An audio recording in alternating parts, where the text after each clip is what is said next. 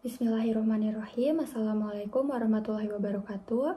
Saya Ani Oktaliana, mahasiswi Ilmu Hukum, Fakultas Syariah dan Hukum, Universitas Islam Negeri Sunan Gunung Jati Bandung. Pada kesempatan kali ini, saya akan memberikan cara atau tutorial mengenai pembuatan surat gugatan. Gugatan itu sendiri merupakan suatu surat yang diajukan kepada ketua pengadilan yang berwenang, yang memuat tuntutan hak yang mengandung sengketa, di mana sekurang-kurangnya terdapat dua pihak, yaitu penggugat dan tergugat. Dalam konteks hukum acara perdata, terdapat dua jenis pengajuan gugatan, yaitu gugatan wan prestasi dan gugatan perbuatan melawan hukum. Baiklah, berikut ini cara membuat surat gugatan. Yang pertama ada kop surat, advokat atau pengacara yang membuat surat gugatan. Kemudian unsur-unsur yang harus ada dalam surat gugatan, yaitu domisili dan tanggal pembuatan surat gugatan. Kemudian perihal atau pokok dari isi surat, apakah gugatan tersebut merupakan gugatan wan prestasi atau gugatan perbuatan melawan hukum. Mengapa di sini perihalnya gugatan wan prestasi? Karena dalam perkara ini pihak tergugat melakukan sesuatu yang menurut perjanjian tidak boleh dilakukan, dan hal tersebut merupakan salah satu dari unsur wan prestasi. Selanjutnya, unsur yang harus ada dalam surat gugatan yaitu ditujukan kepada pengadilan negeri di daerah hukum tempat tinggal tergugat, beserta dengan alamatnya. Karena dalam perkara ini tergugat berdomisili di Bandung, maka gugatan ditujukan kepada Ketua Pengadilan Negeri Bandung.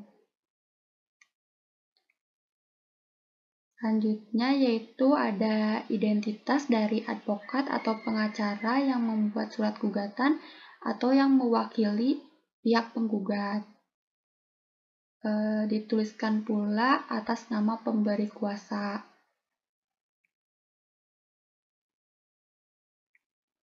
Kemudian syarat material membuat surat gugatan mengacu pada pasal 8 ayat 3 RV. Yang pertama harus ada identitas para pihak, yaitu disebutkan nama, nik, agama, kewarganegaraan, pekerjaan, alamat.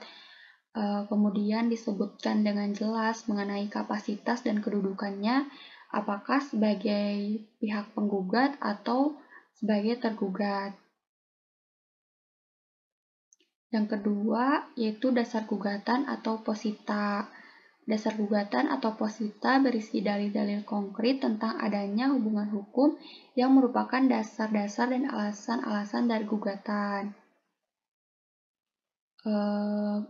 Posita terdiri dari dua bagian, yaitu bagian yang menguraikan kejadian atau peristiwanya, dan bagian yang menguraikan tentang dasar hukumnya. Di sini positanya dituliskan tentang duduk perkara, dijelaskan mengenai peristiwanya, kemudian dasar hukum yang digunakan oleh penggugat untuk menggugat tergugat, yaitu pasal 123(9) KUH Perdata. Kemudian yang terakhir yaitu petitum atau tuntutan. Petitum berisi apa yang diminta atau tuntutan supaya diputuskan oleh pengadilan. Di sini ada tuntutan pokok atau tuntutan primer. Tuntutan primer yaitu tuntutan utama yang diminta oleh penggugat untuk diputuskan oleh pengadilan yang berkaitan langsung dengan pokok perkara atau posita. Dan ada tuntutan pengganti atau subsidiar, yaitu tuntutan yang berfungsi untuk menggantikan tuntutan pokok apabila tuntutan pokok ditolak pengadilan. Tuntutan ini digunakan sebagai tuntutan alternatif agar kemungkinan dikabulkan oleh hakim lebih besar. Kemudian yang terakhir ada tanda tangan dari advokat atau pengacara yang membuat surat gugatan. Sekian cara mengenai pembuatan surat gugatan. Mohon maaf apabila ada kesalahan kata. Wassalamualaikum warahmatullahi wabarakatuh.